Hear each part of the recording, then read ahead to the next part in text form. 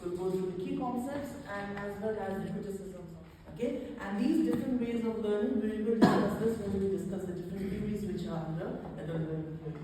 Importance, why it is importance and the main focus of adult learning theory is it enables educators to design specific education frameworks or specific targeted training experiences for different adults based on the needs of the adults.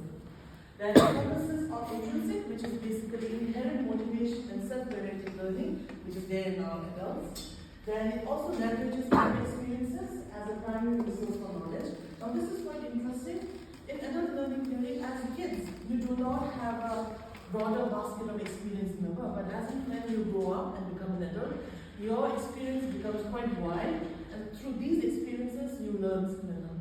And next one is, it also considers social context and perspective transformation, which can happen in adults. Now these are the guiding principles which are put forward by Matt.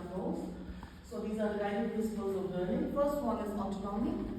So when you compare an adult learning or to a kid, which is our children who are learning, adults are more motivated by autonomy. That means they want more control over their learning. As kids, you want a guided form of learning basically. One of the guiding principles of adult learning theory is autonomy.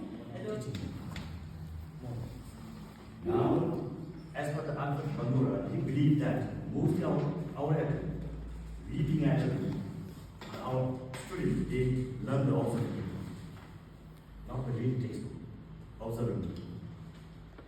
And he believed there are four processes to learn. In our state-based learning, there should be four processes. Firstly, you need to observe it. Then you need to remember it. Then after remembering all the concept, behavior or information, then you need to try it. After trying it, then you need to motivate. If there is intrinsic motivation, this behavior will inculcate or you will be learning this information. That's why mentorship, role model, those are highly used in higher education. Moving on, Gilman and Wenger have further enhanced or emphasized on learning occurs not in isolation. Learning will never happen in isolation. Learning will take place in really participate in community or in real scenario. That's why mentorship, apprenticeship, simulation, where after even graduating, where we take apprentice, where we will learn by doing it, not by observing it. That's why I was having conversation with our colleague, where our students are set communities in critical postings, where they learn by doing it. Now moving on, criticism. Criticism is not only about where theory is wrong, and it's about reminding ourselves that theory again, theory loving one thing never got on all adults. Theory is learning is all better. They learn differently. That's why, firstly, andragogy. He overemphasized. He believed that adult learning, adult are confident, self-directed.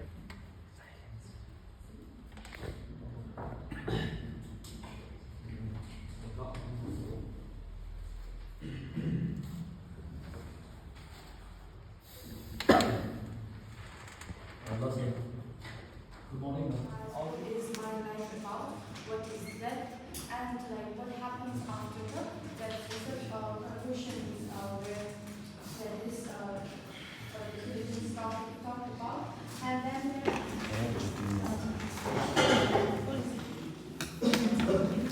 you are this theory also states that you are able to identify, label, and discern this emotion within others. So it's the case in this theory as well. So I'll be talking about three implications and three criticisms on this theory. So firstly, as we have understood, 10 different intelligences are put forward by our learner. So I will be talking about. And then he studied literature, philosophy, psychology, and education. And then his work mainly focused on interaction, language, and culture. That generalization basically means when we are having a conversation with different individuals, if that conversation is very meaningful, then whatever we share, their thought becomes our thought. Whatever we are learning during this PG course, if certain information are very much important, then later on as we go back to our colleges and proceed with our task, then whatever things that we have learned here, that becomes our thought here. So this is what the scaffolding basically means, a support that is being provided to support that is being provided to these learners. Next we have this role of teachers. So teachers basically try to act as collaborator and then active participant. 하나. 아우. 아유, 아빠.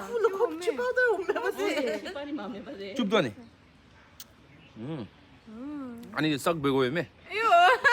근데 호가 더 버대.